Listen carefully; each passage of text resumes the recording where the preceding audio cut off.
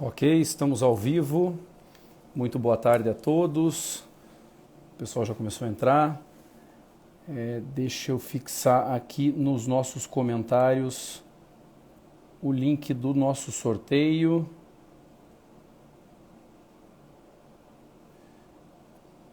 Está ali. Fixar comentário. Aí está. Fixei. Então, pessoal, boa tarde. Hoje nós vamos bater um papo sobre a Lei Geral de Proteção de Dados, inúmeras questões importantes a serem tratadas e dois livros novos da Editora Fórum que vão ser comentados aqui de alguma forma nesse nosso bate-papo que eu vou ter com o meu querido amigo Marcos, ele que está lançando o livro Direito Civil e Tecnologia, e que tem também muita atuação prática na Lei Geral de Proteção de Dados.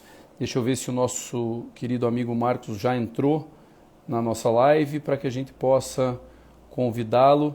Eu gostaria de... Ainda não entrou, eu estou acompanhando aqui, assim que ele entrar eu já chamo o convite.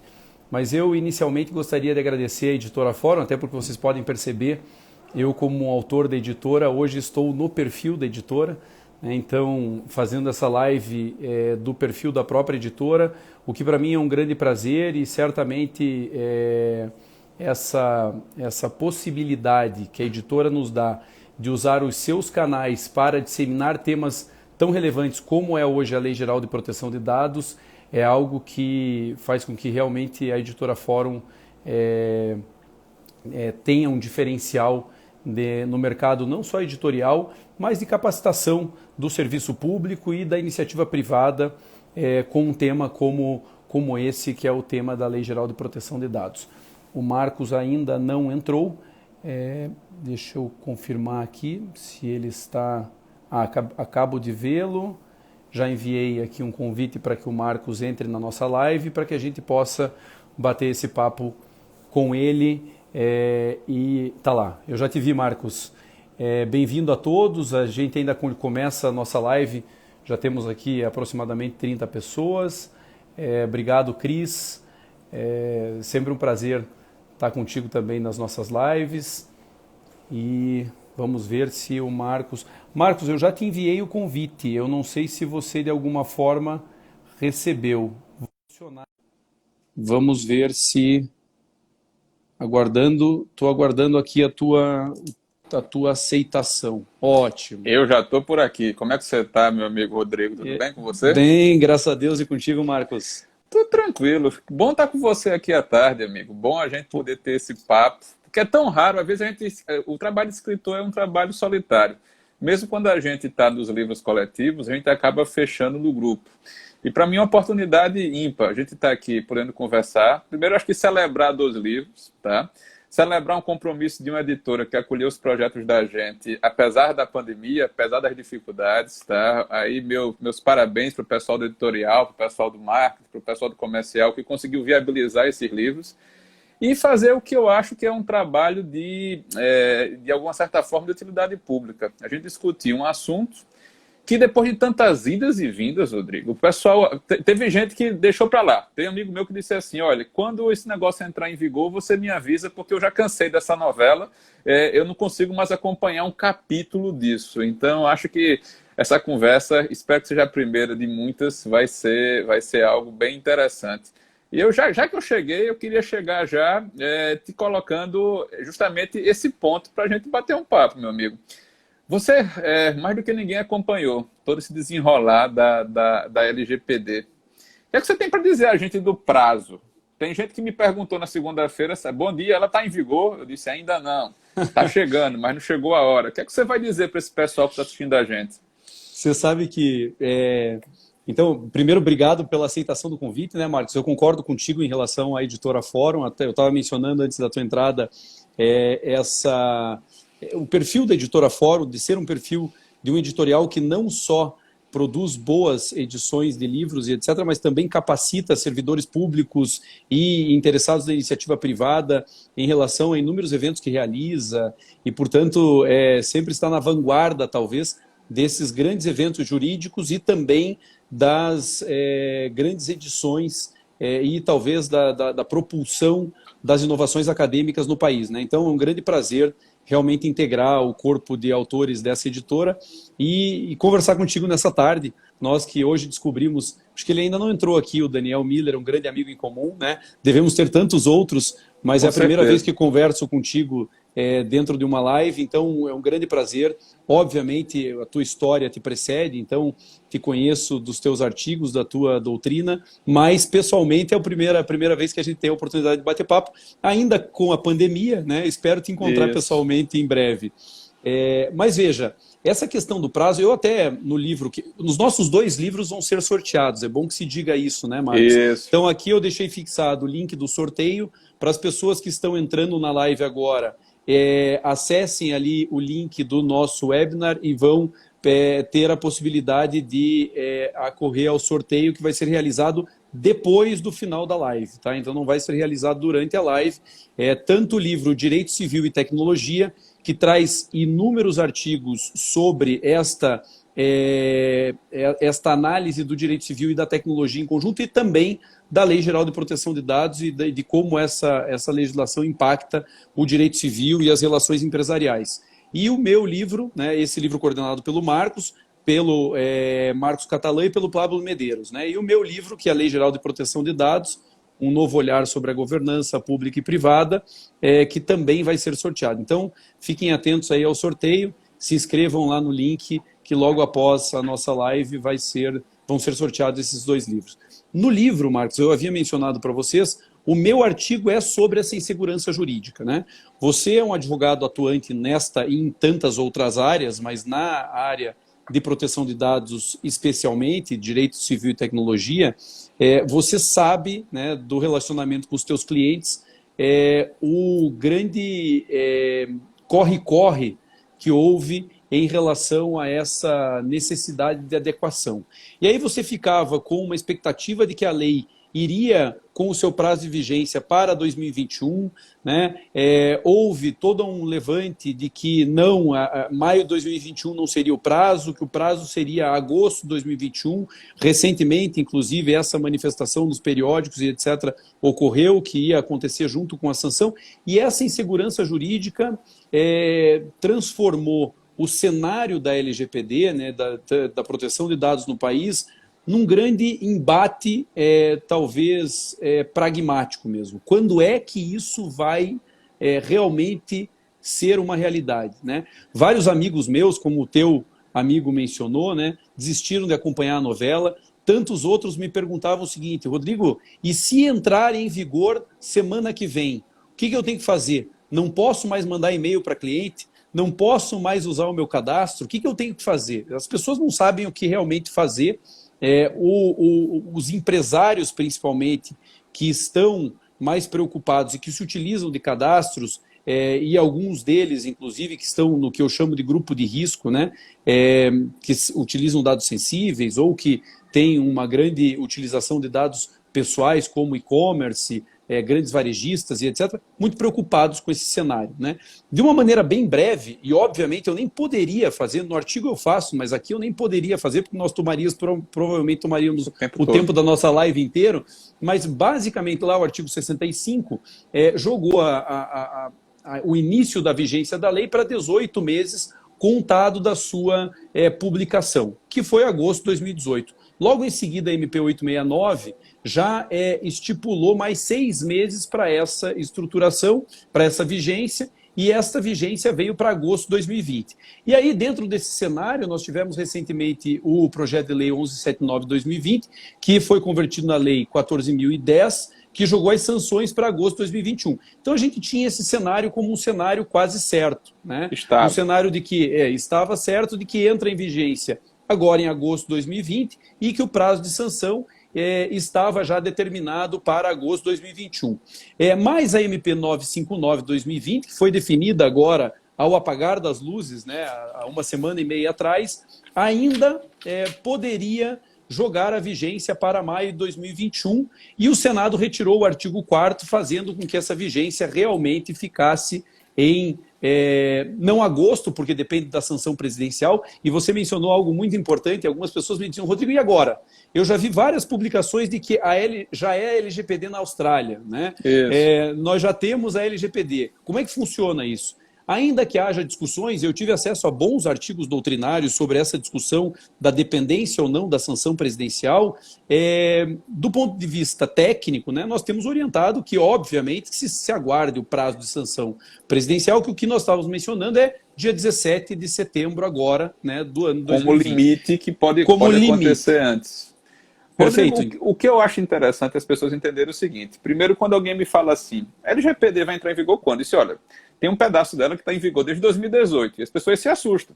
Porque ela é uma lei que a vacatio legis dela foi fatiada. Então, a gente tem um trecho relativo à Autoridade Nacional de Proteção de Dados que estava em vigor. A gente tem agora o bloco maior que trata dos direitos do titular, das questões relativas à responsabilização civil, que deve entrar em vigor nesse mês, mas a gente tem uma parte de sanções administrativas para entrar em vigor lá na frente. Eu estava vendo aqui o comentário da Juliana, ela dizendo assim, é difícil explicar para um estrangeiro, tá, quando é que essa lei brasileira finalmente vai entrar em vigor.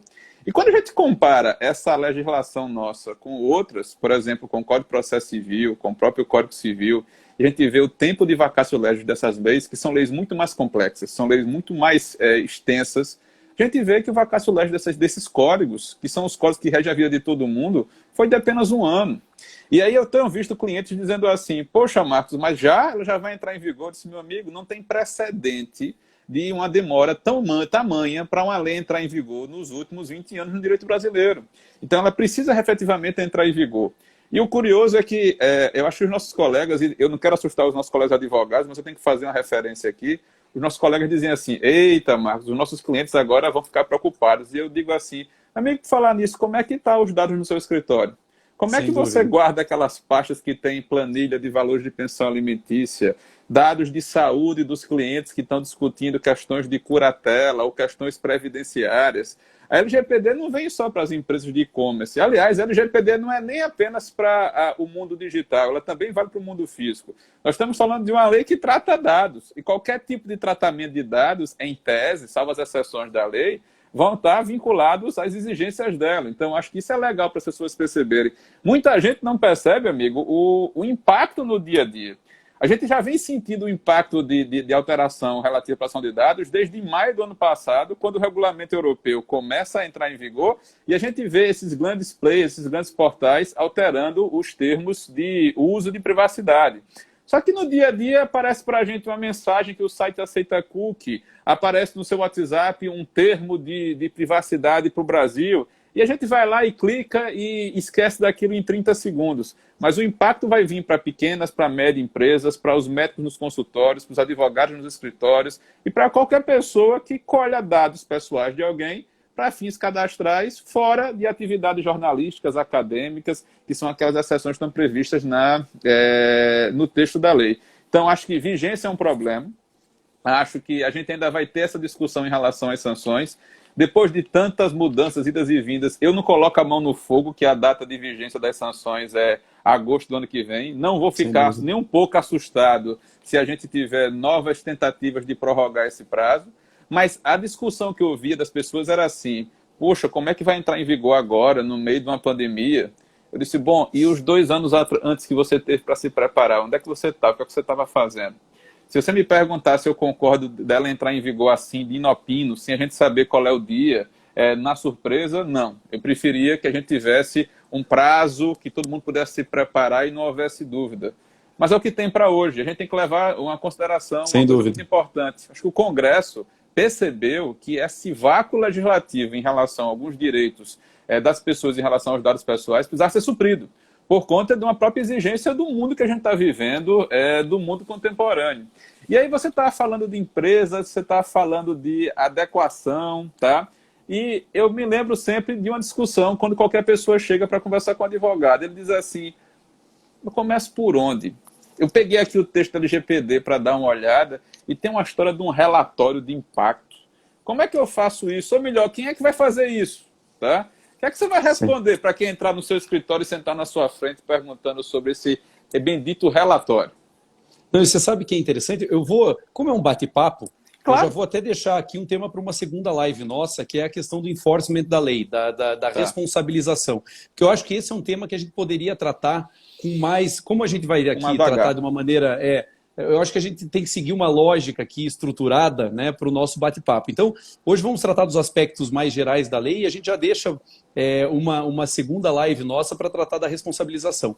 Mas essa questão que você comentou muito bem, desse panorama de incertezas em relação à lei, que muito é gerado pela vacatio legis tão ampla e por essas idas e vindas do Congresso, tem me parecido que ainda que as relações humanas, ainda que as relações negociais, ainda que as relações jurídicas, elas tenham uma validação temporal mais ágil, porque a dinâmica das coisas aumentou, a vacatio legis não acompanha essa dinâmica temporal. Lembro agora da Lei 13.303, que atingiu todo o regime jurídico das estatais e que também previu uma vacatio legis de 2 anos. E era engraçado porque eu escutava a mesma coisa, e você nas estatais que atende deve também ter escutado a mesma coisa, de que, Rodrigo, mas como assim agora em agosto eu tenho que estar com o meu regulamento de licitações pronto, eu tenho que estar com todo a minha análise de estruturação de governança corporativa implementada, com conselho de administração todo regulamentado e etc. Como é que eu vou fazer isso do dia para a noite? Não, não é do dia para a noite, são 2 anos. O problema é que no Brasil, Marcos, e aí a gente entra no tema que você propõe agora para mim, o problema é que talvez no Brasil a gente acabe aguardando o tempo de vacácio justamente por essas idas e vindas, por essa insegurança jurídica, pelo risco Brasil, para fazer a gestão do risco negocial. Eu costumo dizer o seguinte, estar preparado para qualquer legislação dentro da vacácio é ter coerência com o seu negócio. Inclusive, escrevi um artigo sobre compliance que vem justamente nesse ponto. Gestão de risco e compliance é ter coerência com o seu negócio. Eu pergunto para você hoje, Marcos, você tem seguro de vida? Tenho. Tem seguro de carro? Se você tiver carro, você tem. Você tem seguro de casa? Plano de saúde? Você tem previdência privada? Você acaba tendo. Por quê? Porque você é preventivo com aquilo que te importa, que é a tua vida e os teus familiares, né? No caso do seguro de vida. Agora, você tem compliance? Você tem gestão de risco de proteção de dados? A tua matriz de risco está atualizada? Você tem um encarregado ou alguém dentro da empresa que possa responder por esse relacionamento? Você está preparado para a Lei Geral de Proteção de Dados? Você está preparado para uma estrutura de programa de integridade? Você está... Estas perguntas ficam no vácuo quando você está tratando da empresa. Isso é um cenário que me assusta um pouco porque é cultural no Brasil, e você como advogado, também como eu, vê isso no dia a dia.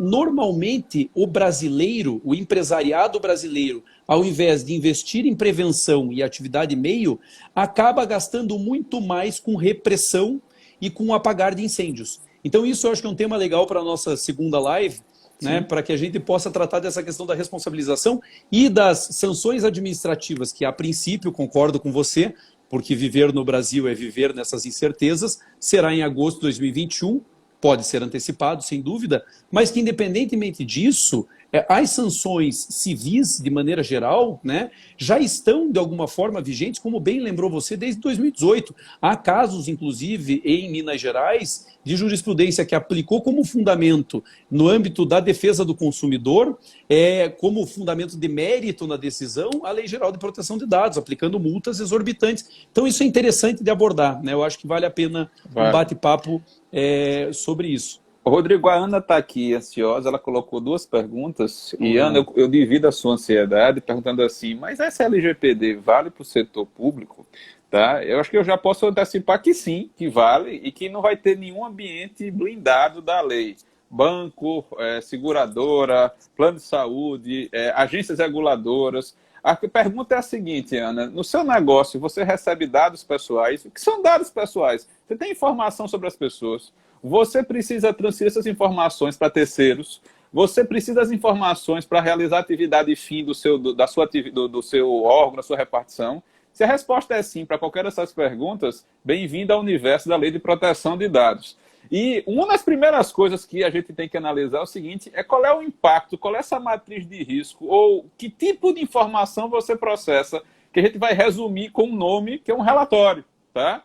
E aí eu deixo para o Rodrigo tratar dele. O que é que você pode dizer para os colegas aqui sobre o relatório, Rodrigo? Até antecipando, se me permite, a Ana já antecipou um tema para nós, né, que é a questão da Lei Geral de Proteção de Dados na administração pública. Isso tem a ver com, inclusive, o tema da live, né, a governança pública, como é que fica em relação a isso. A administração pública é gestora de dados, né, de maneira geral, por natureza, né? Você nasce e você já está compulsoriamente vinculado a ter RG, CPF e todos os teus dados coletados pela administração para que você, de alguma forma, possa existir. Então, é óbvio que dentro de um cenário de tratamento de dados, a administração pública, como gerencia esses dados, opera esses dados, controla esses dados, ela, por natureza, tem que estar adequada à Lei Geral de Proteção de Dados. É claro que algumas hipóteses em relação à administração pública são mitigadas, né? Em alguns aspectos, inclusive a questão do consentimento, que daqui a pouco vai ser tratado de maneira mais específica pelo Marcos, mas é importante a gente entender o seguinte: a administração pública, dentro desse cenário, inclusive de obtenção de dados compulsórios, né, sobre os quais você tem o dever de entrega e não a opção de entrega pela própria determinação legal, muitas vezes, ela naturalmente tem que estar adequada à Lei Geral de Proteção de Dados. E, Ana, pasme você ou não, ela também tem que estar adequada nos mesmos termos da iniciativa privada. Eu tenho sentido, Marcos, eu não sei se você também tem sentido isso, mas eu tenho sentido primeiro uma confusão muito grande da Lei de Acesso à Informação com a Lei Geral de Proteção de Dados. Perfeito. Não são a mesma coisa, não é porque a administração pública está adequada à Lei de Acesso à Informação e que de alguma forma tem processos claros e desenhos de processo, metodologias para conceder o acesso à informação, que ela naturalmente está adequada à Lei Geral de Proteção de Dados. Pelo contrário, né, a Lei Geral de Proteção de Dados tem outro escopo, outra finalidade, que é proteger aquele detentor de dados o titular, tratados, né? o titular do dado, a pessoa física que entrega os seus dados perante a administração pública, né? Então é por isso, Ana, que nesse cenário a administração pública tem que estar preparada tanto quanto a iniciativa privada. Como disse o Marcos, a distinção metodológica não se impõe nesse caso pela diferença, muitas vezes, de, eventualmente, a exorbitância de algumas relações da administração pública com os particulares, né, Marcos? Rodrigo, me dá um espacinho aí para eu fazer uma colocação para as pessoas. E a gente enxerga, às vezes, a proteção de dados em relação ao nosso, aspas, cliente, ao usuário que vem à agência do INSS, por exemplo. Só que a gente tem que entender que internamente a administração ela manipula e ela trata dados dos seus servidores, tá? Então a gente tem informações sensíveis sobre licenças médicas, a gente tem informações bancárias, fiscais daquelas pessoas. Então a gente tem que levar em consideração que todo conjunto de informações a respeito de alguém, tá, precisa ter uma finalidade, precisa ser necessário para atender aquela finalidade. E é isso que a LGPD vem tratar. A gente vai lidar de controle das nossas informações. Eu sou o detentor das informações, eu sou o titular, então eu quero saber quem está usando meus dados, como e por quê, e até quando ele vai fazer isso. E aí isso vale indistintamente para o setor público e para o setor privado. E aqui vai ser interessante, Rodrigo, a gente vê o seguinte: a fiscalização, a partir do momento que a Autoridade Nacional de Proteção de Dados estiver estabelecida, tá? E o nível de exigência que ela vai ter, não só com as empresas do setor privado, mas também com os órgãos da administração pública, tá? Porque a gente tem visto alguns episódios recentes de vazamento de informações em bancos públicos ou em algumas repartições, tá? E para quem quiser entender isso com um exemplo, para você devolver a palavra, amigo, eu gosto de usar o exemplo dos aposentados e a relação deles com o mundo bancário em relação a crédito consignado. Você requer a apostadoria na Previdência e antes de você chegar em casa e saber que você teve o benefício deferido, tem alguém ligando para lhe oferecer crédito consignado e ele já sabe, inclusive, qual é o valor da sua apostadoria antes de você. Porque essa informação estava disponível. E qual é o grande problema que eu acho o desafio da administração pública? Chama compartilhamento dos dados. Eu acho que esse vai ser um desafio. E nesse caso que você mencionou, o compartilhamento para a iniciativa privada dependeria de consentimento, porque não estaria nas hipóteses de vedação da obtenção do consentimento. Portanto, aqui há um gap, talvez, de controle importante. E a minha preocupação, Marcos, será que tanto a Agência Nacional de Proteção de Dados, a Autoridade Nacional de Proteção de Dados, que vai ter natureza de agência reguladora, né, quanto os órgãos de controle, sejam eles órgãos de controle que queiram fazer o controle por meio dessa lei, Ministério Público, os tribunais de contas no âmbito da administração pública, ou ainda os PROCONs, como tem acontecido em relação à defesa do consumidor, esses órgãos estão preparados para esse controle? Estão preparados para dar vazão ao nexo de causalidade para uma responsabilização? Porque essa é uma questão importante, né? Então, tem um sem número de discussões que na questão da responsabilidade eu acho que vai ficar mais evidente, né? Que deve se preocupar também o controlador, daí digo órgãos de controle interno e externo, em relação ao enforcement da lei, né? Como controlar, eu concordo com você. E a questão da finalidade a ser atingida é fundamental, porque veja que a lei limita essa finalidade a um interesse público determinado ou ao exercício de serviços públicos, né? A fruição de serviços públicos. Portanto, eu tenho que ter isso determinado. Rodrigo? E proporcional. Isso. E veja, o pessoal às vezes... Eu gosto de pegar um exemplo que toque na pele para a pessoa poder começar a entender o impacto da lei. Veja a discussão agora da briga do Google com o Ministério Público no Rio de Janeiro sobre o acesso aos dados das pessoas que estavam próximas ao local do crime, do assassinato da vereadora da Marielle Franco. Então, o que é que acontece? O pedido foi o seguinte: eu quero saber quem estava com o telefone ativo num raio de X metros do local do homicídio. E eu quero saber quem nos últimos 15 dias antes da morte pesquisou pelo nome da vereadora e mais alguns termos de busca específicos. E aí o que é que acontece? É o Estado pedindo a uma empresa na iniciativa privada o acesso à informação de um número indefinido de pessoas, tá certo? E a discussão ninguém discute qual é o objetivo disso. O objetivo é garantir a apuração do crime. Mas a questão é saber se existe uma proporcionalidade entre o número de pessoas atingidas e a finalidade que está sendo buscada em relação àquilo. E aí, quando a gente fala desse mundo do público, do privado, do acesso desses dados, eu fico pensando, amigo, são prefeituras no interior. Eu fico pensando, são micro e pequenas empresas, tá? Porque quando a lei foi escrita, ela estabeleceu um padrão, um paradigma.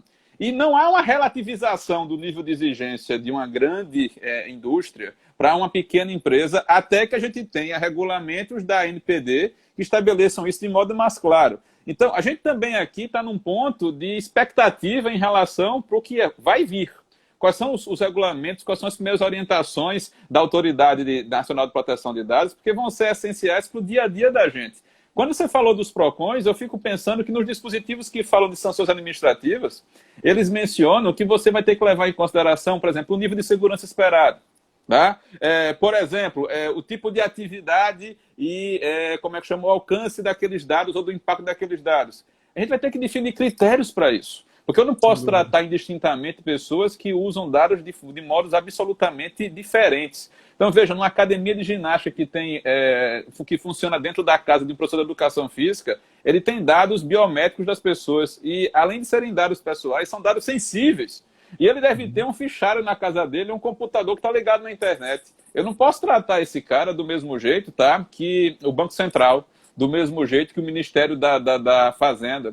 E agora, amigo, com esses aplicativos novos nos celulares da gente, que capturam a biometria, por exemplo, para você acessar a sua carteira de habilitação, ou você acessar o documento de porte obrigatório do seu veículo, a gente vai ter mais um desafio, tá? Porque não é só a questão do tratamento dos dados, a gente também tem a guarda, a custódia das informações. Sem dúvida. Tá certo? E eu acho que isso vai ser pontos que vão ocupar muito o debate sobre a aplicação da LGPD, pelo menos até agosto do ano que vem, sem dúvida.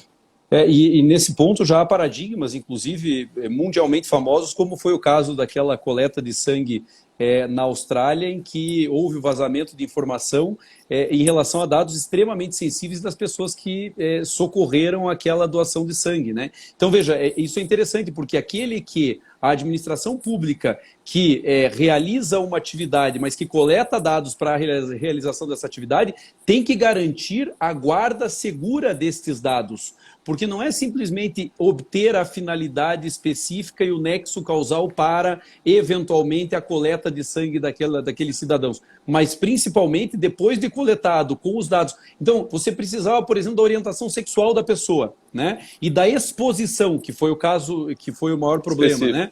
E da exposição sexual das pessoas, orientação religiosa. Bom, talvez para que você tenha uma coleta de sangue, você precise desses dados. Agora, você permitir que esses dados vazem e sejam expostos publicamente na internet prejudicando vidas de famílias, de pessoas e exposições indevidas, isso sim deve ser preservado. Então, a minha grande preocupação com a administração pública nesse momento, para a gente fechar lá a pergunta da Ana nesse cenário, não só com a finalidade pública ser atendida, porque esse nexo causalidade, Marcos, a gente bem sabe, é factível de ser feito, né?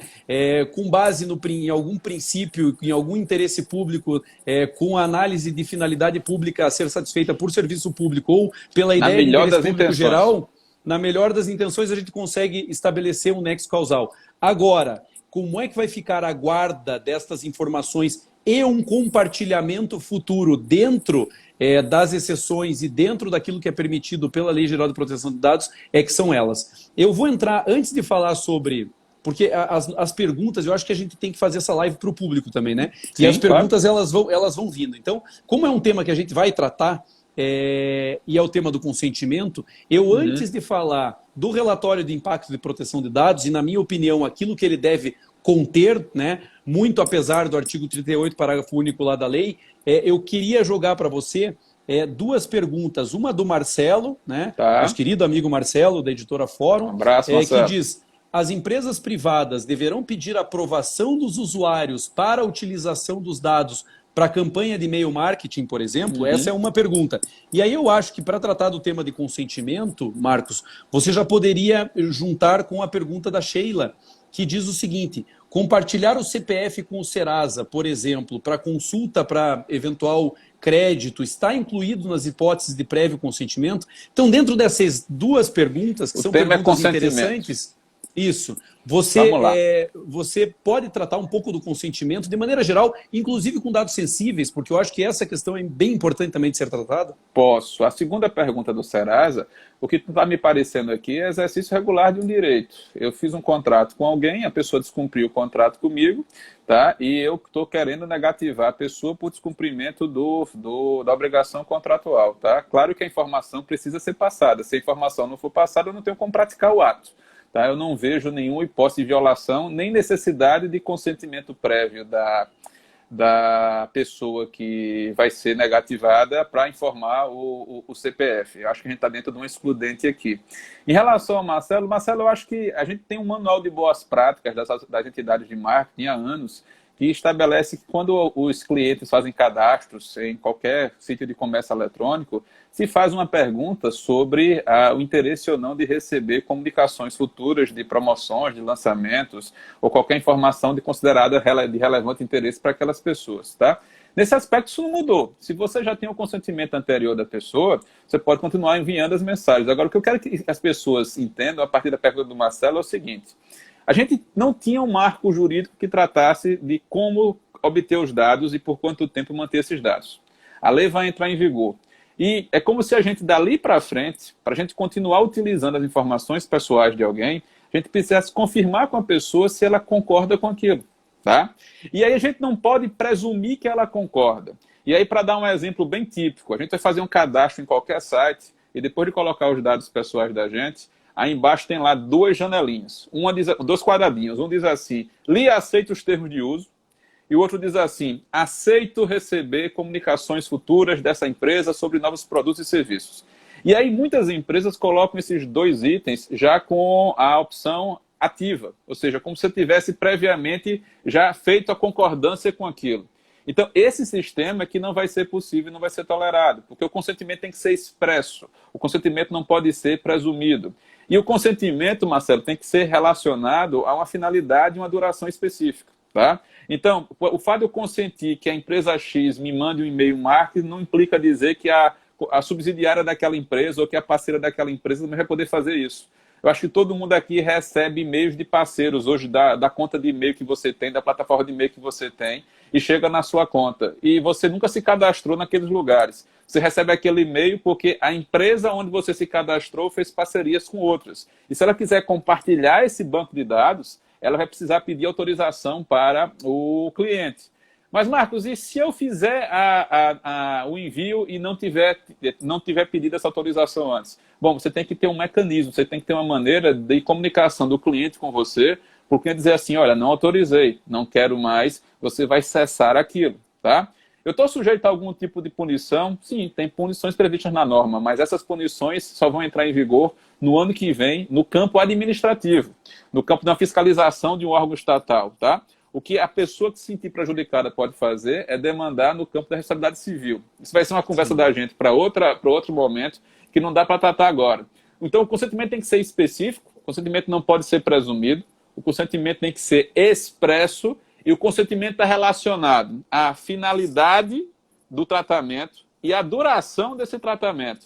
E o mais importante, eu estou falando de algo que é revogável a qualquer tempo, tá? Então, o fato de alguém, na semana passada ou ontem, ter consentido, não faz com que a pessoa que recebeu os dados possa ficar considerando que aquilo ali agora é dele. Ele vai fazer o que quiser com aquilo dali para frente, que, oba, ele já conseguiu receber o consentimento. Não vai funcionar desse jeito, tá?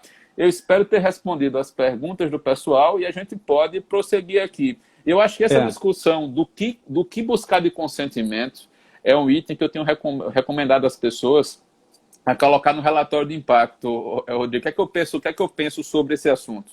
Tá? As pessoas perguntam muito assim, por onde é que eu começo? Eu pergunto a elas, que tipo de dados você coleta? E a pergunta é, você precisa de todos esses dados? E vamos pegar um exemplo simples. Você precisa do dia, do mês e do ano do aniversário de alguém para poder vender uma camiseta para ele? Ah, Marcos, isso é legal para mim, isso é útil. Ok, mas é indispensável para você? O que é efetivamente necessário? Porque se eu tiver o seu CPF para gerar o boleto ou para poder fazer a informação para o fisco, se eu tiver o seu endereço de entrega e se eu tiver o seu nome, eu consigo fazer a venda. Talvez eu peça o seu telefone para ter uma segunda forma de comunicação com você. Mas será que eu preciso, meu amigo, saber qual é o seu time de futebol, qual é a sua religião, o seu grupo sanguíneo, para vender uma camisa para você?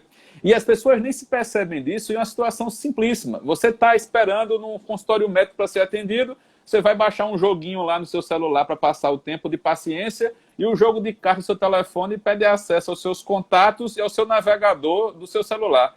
Para que diabo o jogo de paciência quer saber com quem você conversa? Tá? Então, é esse tipo de discussão que a gente vai ter. Esse consentimento específico e adequado às finalidades. Não pode ser um consentimento genérico. Eu, Marcos, eu, Rodrigo, agora, hoje, sempre, no futuro, autorizo o uso qualquer de dados que eu estou dando agora para essa empresa, para ela e para qualquer amigo dela que ela quiser no futuro. Isso não vai funcionar desse jeito. Então, o princípio aqui que chama atenção para mim é o da autodeterminação afirmativa. Isso. Eu sou o titular dos dados. Eu tenho o controle, as informações são minhas, não são suas. Você está autorizado a utilizar para aquela finalidade, naquele contexto. Nada mais do que isso. E isso é muito interessante, né, Marcos? Porque a gente tem visto que até então, até a preocupação maior com a Lei Geral de Proteção de Dados e com este trânsito de dados entre empresas, etc., o compartilhamento dessas informações era feito sem muito critério e, inclusive, a forma de se trabalhar com o consentimento era justamente muito genérica e já pré-determinada, ou seja, a maioria dos sites que nós acessávamos já vinha com essas duas abas marcadas, né, para que você desse o aceite. E você, muitas vezes, na pressa de estar no médico e querer jogar a paciência, porque você já está entediado de ficar lá, você acaba dando aceite e não se apercebe. E aí você dificilmente consegue invalidar este consentimento depois, né? Eu tenho alguns sites, isso... Obviamente, a gente acaba no momento do cadastro numa loja. Então, vai no shopping, você faz um cadastro e etc e tal, e a pessoa pega teu e-mail. Ela não pega o teu consentimento específico para te mandar as promoções da loja, mas ela pega o teu e-mail. E você, inclusive, se pergunta, você imagina, como você disse, bom, é uma forma de entrar em contato comigo, para caso dê um problema aqui na questão do cartão de crédito e etc e tal, mas ela pega o teu e-mail. E ela começa a te mandar essas promoções. Você, como regra, tem ali, e essa é uma regra, obviamente, que vem do próprio direito, você tem a possibilidade de cancelar aquele e-mail marketing. O grande problema é que, na maioria das vezes, você não consegue, né? E aí, não tem resposta. Você tem várias telas até conseguir cancelar. Por que você gostaria? Daí você tica lá várias hipóteses e daí dá problema. Então você tem esses problemas para conseguir cancelar esses e-mail marketing, né? Mas isso tudo deve ser resolvido ou precisa ser resolvido em relação à segurança dessa informação por aquele que controla efetivamente esses dados, né? E aí, Rodrigo, veja só, quem é que eu vou procurar? eu estou de saco cheio porque todo dia chega 10 e-mails de uma determinada empresa que eu não pedi, que eu não sei quem é, vendendo produtos que não me interessam. Eu já cliquei ali no final do e-mail pedindo para ser retirado do cadastro, não sou retirado do banco de dados, continuo recebendo os e-mails. E aí a lei vai trazer um monte de personagem para essa história. É uma lei diferente, é uma lei que tem um glossário, ela tem várias definições de pontos específicos e algumas questões técnicas. Mas o meu personagem aqui, no nome europeu, Data Protection Officer, tá? Eu prefiro o bom e velho encarregado, que é o termo da nossa lei. Esse personagem vai ter um papel que ainda é meio controvertido no momento que a gente está vivendo. Como é que você enxerga a figura do encarregado de proteção de dados nesse momento agora, na nossa LGPD, sem levar em consideração o GPDR? Você sabe que a figura do encarregado tem trazido um sem número de preocupações, né? Vários clientes, várias pessoas que conversam comigo sobre LGPD, alunos e etc., dizem, Rodrigo, eu é que não seria o encarregado, ou o DPO, né? Eu é que não assumiria essa competência porque Deus o livre eu ser responsável por todo e qualquer vazamento de informação que ocorra na minha empresa. E aí eu pergunto, quem é que disse que você vai ser responsável pelo vazamento da informação a partir do momento que você assume a figura de encarregado? Perfeito. A figura do encarregado, na minha opinião, Marcos, ela é muito bem definida pelo glossário que você mencionou da Lei Geral de Proteção de Dados, lá no artigo 5º, inciso 8º, quando ele menciona que o encarregado, na verdade, é uma figura que vai se relacionar. Na minha opinião, essa é a expressão que define o encarregado. Ele é o ponto focal de relacionamento entre o controlador e a autoridade nacional. Ou seja, é a pessoa que vai ser um expert em relação ao assunto, ou seja, vai conhecer como é que funciona o processo de tratamento de dados interno na empresa, mas não é necessariamente aquela pessoa que será responsabilizada em relação a um vazamento.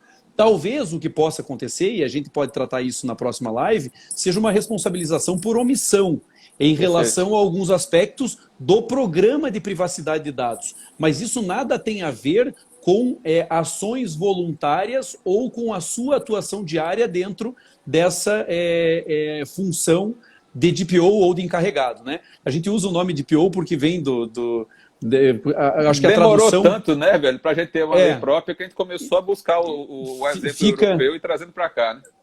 E até comum hoje em dia a questão do DPO as a service, né? Que isso também é possível. Muitas pessoas não sabem que o encarregado não precisa necessariamente estar dentro da figura da empresa, ou seja, com uma função. É possível que você tenha terceirizada esta estrutura, desde que, obviamente, seguindo os padrões e critérios de um programa de privacidade de dados que esteja adequado a esse relacionamento. E não vamos personificar o encarregado, porque se você pega um banco e dizer que estabelece que vai ter uma pessoa que vai ser encarregada para todas as informações que o banco lida com os seus milhões de clientes, vai ser difícil. Tá? Sem dúvida. Então a gente vai ter uma estrutura em relação a esse tipo de pessoa.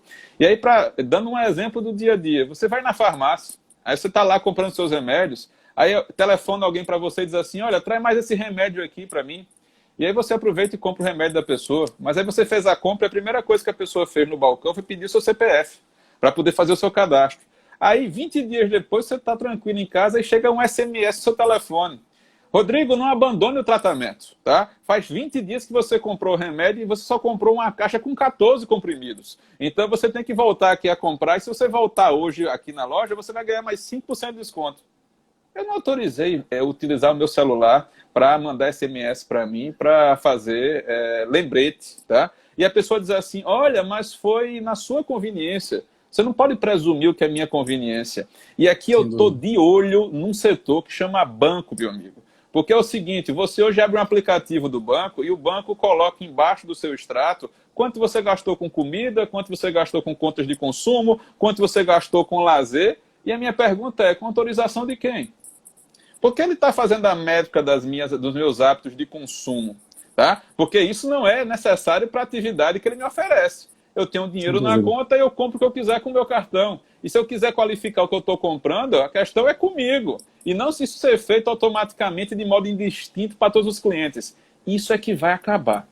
E isso precisa acabar. Tá? Agora, como é que a gente vai lidar com isso? Tem um desafio, meu amigo, que é o seguinte. Acabar com o acesso de dados em alguns setores significa também acabar com o acesso a serviços que para a gente são cada vez mais indispensáveis.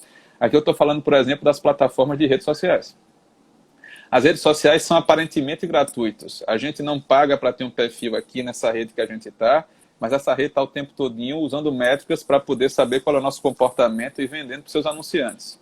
Se você hoje parar e disser o seguinte, não quero mais que ninguém saiba que horas eu acesso a internet, que sites eu visito, com que pessoas eu converso e quanto tempo eu fico na internet, e ainda mais vão dizer qual é o browser que você usa para acessar o aplicativo e quanto tempo você fica em cada aplicativo. Quero parar com isso tudo. Ótimo, então você também não vai saber mais os aniversários de ninguém, não vai conversar com mais nenhuma pessoa, não vai receber aquele vídeo de gatinho que a sua parente mandou para você, nem aquele bom dia no grupo de WhatsApp da família de manhã cedo. A pergunta é a seguinte, você está preparado para isso? Então, a gente tem que discutir aqui é o seguinte, a LGPD não vai ser o fim do mundo, não vai se acabar com o tratamento de dados, não vai se destruir essa economia que é baseada na mineração de informações pessoais, mas ela vem servir como um contraponto para as pessoas, para os titulares. Ela não é lei feita para pessoa jurídica, ela é lei feita para pessoas naturais, para que a gente possa, de alguma forma, ter instrumentos, ter princípios, ter elementos de controle, para tentar equilibrar um pouco esse tipo de situação. Alguns amigos meus comparam o LGPD a um Código Consumidor 2.0, partindo do pressuposto que lá na década de 90, e hoje é um dia interessante, e amanhã o Código Consumidor faz 30 anos, tá? Quando o CDC ia entrar em vigor, as pessoas diziam que o mundo ia se acabar, que o comércio não ia funcionar.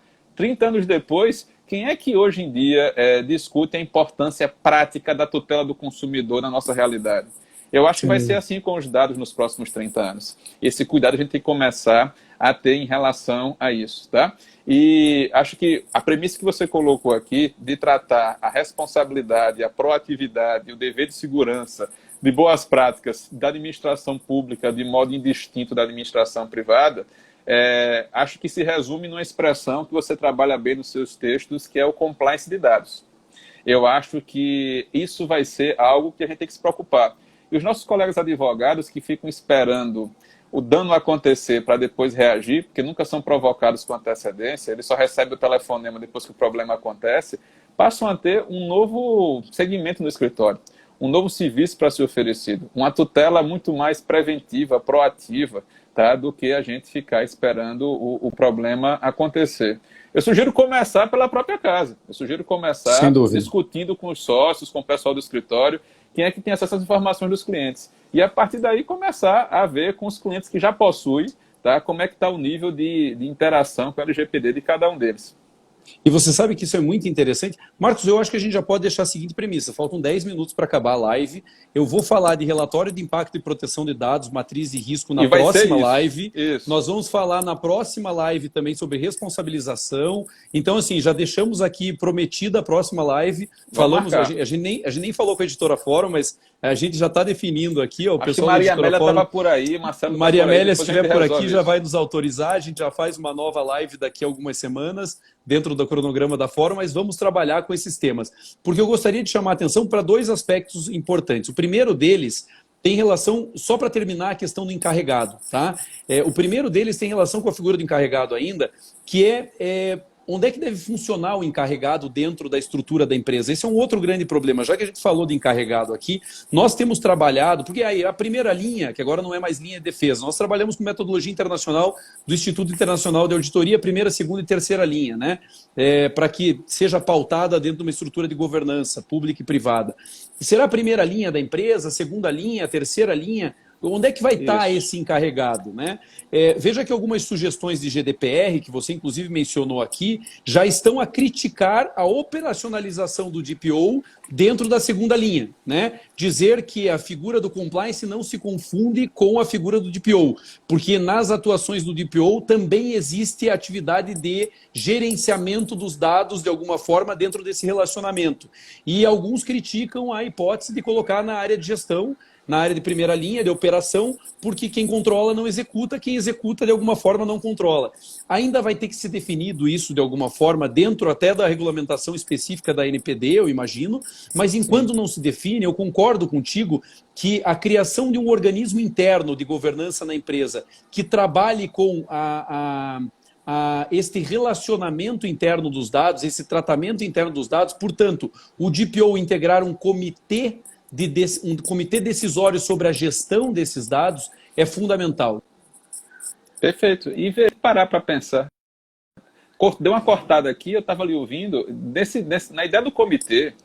Cortou, é que entrou uma ligação, me perdoe. Fica tranquilo. Um dos papéis do encarregado, eu acho, é trabalhar também com a questão da educação para tratamento de dados, tá? E da conscientização do público interno, dos colaboradores da empresa, dos demais stakeholders da empresa. Então, o encarregado não vai trabalhar isoladamente, ele não é alguém que vai ficar ilhado, ele precisa estar integrado, ele vai estar integrado com o jurídico, vai estar integrado com o compliance da empresa, ele vai ter que estar integrado com diversos níveis de comunicação.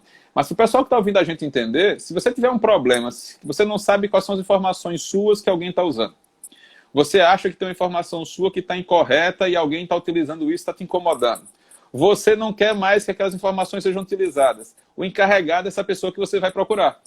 Essa pessoa que vai fazer a ponte entre a empresa que está utilizando o tratamento de dados e você, para estabelecer o que é que você precisa ou esclarecer, que pode acontecer também, Rodrigo, da empresa estar utilizando os dados de modo anônimo. Tá? E aí o que é que vai acontecer? E esses dados não estão sujeitos ao mesmo nível de proteção que a gente tem na LGPD para os demais dados. Isso vai ficar para uma outra conversa. Eu acho que a gente tem que continuar falando um pouquinho mais do relatório, como você estava colocando aqui, e para os nossos colegas advogados, tem que se preparar para isso. O pessoal que está no campo de gestão da empresa. Quem é que vai ser o encarregado dentro da sua organização? Será que você vai destacar uma pessoa só para essa função? Será que você vai terceirizar essa atividade? Ou será que vai ter algum funcionário da sua organização que vai receber aumento de serviço e não aumento de salário? Ele vai passar a acumular as funções de DPO dentro daquela organização. A gente vai encontrar várias soluções aqui, tá? Sem dúvida. Maria Amélia já disse que está confirmada a próxima live, e aí ela já está pensando quem vai ser o DPO lá dentro da editora. Eu tenho umas sugestões, Maria Amélia, depois a gente conversa. Você sabe que duas questões aqui, só para terminar então essa questão, e daí eu responder a segunda chamada que você me fez, e daí a gente partir para o encerramento, que eu gostaria que fosse teu. Eu, como detentor aqui do Instagram da Fórum, gostaria de terminar contigo. Só uma resposta aqui do Ricardo, imagino, né, Monoli.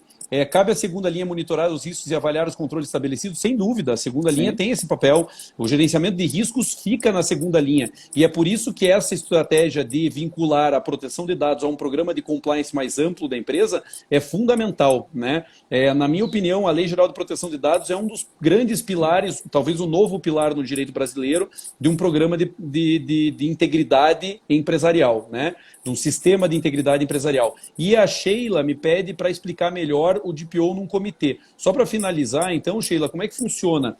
Como regra, dentro da governança da empresa, se cria um comitê com a função de avaliação dos riscos de gestão desses dados, do tratamento desses dados. Então, este comitê que vai avaliar a proteção dos dados e que vai ter essa finalidade específica, vai ser formatado por pessoas integrantes da primeira linha, da segunda linha, o DPO, né, aquele que foi escolhido como encarregado, e também, na minha sugestão, pessoas da alta administração que vão dosar o apetite de risco da empresa na decisão sobre o dado, né, na decisão sobre aquela exposição, aquela situação específica.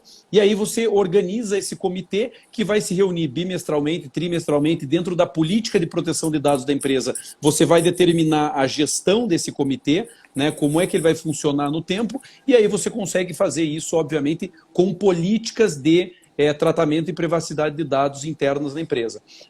Meu amigo Marcos, os últimos 5 minutos são seus. Eu gostaria que você dissesse o seguinte para a gente, para já deixar preparada a nossa próxima live, desde já agradecendo muitíssimo a Maria Amélia, ao Luiz Cláudio, ao vanguardismo da Fórum, pelas 2 obras que vão ser sorteadas daqui a pouco, e em meu nome, e acho que em teu nome também, o acolhimento das nossas pessoas como autores da editora. Eu tenho muito orgulho de ser amigo da Maria Amélia, amigo do Luiz Cláudio, e de ser autor da editora. Imagino que você da mesma forma. Eu gostaria que você deixasse aqui para nós, como um suspiro de interesse na próxima live, qual é o cenário a partir de, no máximo, 17 de setembro, que você vê em relação à Lei Geral de Proteção de Dados? Esse cenário é um cenário de oportunismo ou de oportunidade? Esse cenário é um cenário de preocupação ou é um cenário de prevenção? Vamos lá. Eu acho que oportunidade é sempre a palavra que eu relaciono quando eu estou diante do novo, quando eu estou diante daquilo que ainda é incerto. Primeiro ponto. O segundo ponto que a gente tem que levar em consideração é o seguinte: a gente vai ter um movimento que tem mão e contramão. As pessoas, cada um de nós aqui, vão começar a ter maior entendimento da importância dos seus dados pessoais. Hoje, sobretudo para os mais jovens, que estão acostumados a entregar as informações sem nem refletir sobre isso, eu acho que vai ser algo interessante. Então a gente vai passar por um processo de amadurecimento e de educação para a proteção dos dados. E esse processo vai acontecer paralelamente à preparação das empresas que até o momento não pararam ainda para enxergar isso como algo que vai fazer parte do dia a dia de qualquer atividade. Tá? Então, do mesmo jeito que a gente tem que se preocupar com obrigações tributárias, com obrigações relativas ao código de posturas da cidade, a gente vai acrescentar também, dentro do nosso espectro regulatório, a discussão em relação à política de dados, que é a política de proteção de dados. Isso vai fazer parte do dia a dia das empresas. Agora, adianta sair correndo para tentar comprar uma solução pronta e tentar achar que com isso vai resolver seus problemas? Não. Você tem que adaptar isso para a sua realidade, você tem que conscientizar seus colaboradores, você tem que perceber se aquele modelo que estão lhe oferecendo, como se fosse a tábua de salvação, ela está adequada para o modelo de negócio que você tem, e não dá para você vestir a mesma camisa em todo mundo, você vai precisar levar isso em consideração. E o que a gente tem que levar em conta a partir daqui? Os princípios vão passar a ser aplicados. A gente vai passar a ter uma preocupação maior no judiciário em relação à tutela dos dados pessoais. Isso a gente já tem visto nas decisões do Supremo Tribunal Federal recentes em relação à pandemia. O uso de dados para monitoramento de pessoas com Covid pelo Estado. E as decisões do Supremo estabeleciam um limite para isso, porque não havia uma transparência em relação ao uso desses dados pós-pandemia ou como é que seria feito o compartilhamento desses dados. Então você me pergunta, oportunismo ou oportunidade? Sempre a gente vai encontrar pessoas que têm esses dois tipos de pensamentos, mas eu acho que na sua maioria as pessoas vão levar em consideração que a proteção de dados está relacionada à boa-fé, está relacionada a você colaborar com o outro, está relacionada a você tratar o outro da maneira como você quer ser tratado, antes de mais nada. Aqui vem a ideia do compliance, vem a ideia de você trabalhar numa perspectiva de colaboração, de transparência e de prestação de contas. É isso que eu espero, amigo. Tá? E a gente tem vários desafios para conversar. Como é que é a responsabilização dessas pessoas? Quais são os direitos do titular? Em que situações a lei não incide e eu não preciso me preocupar com tanto detalhe como a gente está conversando aqui agora? Mas eu acho que isso vai ficar para uma próxima conversa. Tá? Agradecendo aqui ao pessoal da equipe Fórum que está trabalhando para que a gente pudesse estar aqui junto conversando, que me deu a oportunidade de conhecê-lo aqui, nem que seja aqui virtualmente nessa live, e que a gente possa, muito em breve, sentar e conversar novamente sobre mais temas e mais aspectos relativos ao LGPD. Vou te devolver a palavra aí para a gente fechar hoje a nossa conversa. Assim faremos. Marcos, um grande prazer, muito obrigado. Vera, ficará gravada sim. A Vera nos pergunta se a live ficará gravada. Vai ficar gravado aqui no Instagram da Editora Fórum. Mais uma vez, meu amigo, um grande abraço e até a próxima, se Deus quiser. Não tenho dúvida de que em breve vocês vão ter aí a notícia da nossa próxima live, porque tantos outros temas que nós teríamos que discutir hoje em uma hora, obviamente, não foi possível. Marcos, um prazer. Parabéns pela tua obra, né, que vai ser sorteada daqui a pouco, Direito Civil e Tecnologia. Parabéns à Editora Fórum por tê-lo como coordenador, por tê-lo como autor. Você é uma grande autoridade, não só no tema, mas na advocacia. É um grande prazer me relacionar contigo aqui. Um forte abraço e nós nos encontramos em breve. Um grande abraço, meu amigo. Tchau a todos, um abraço.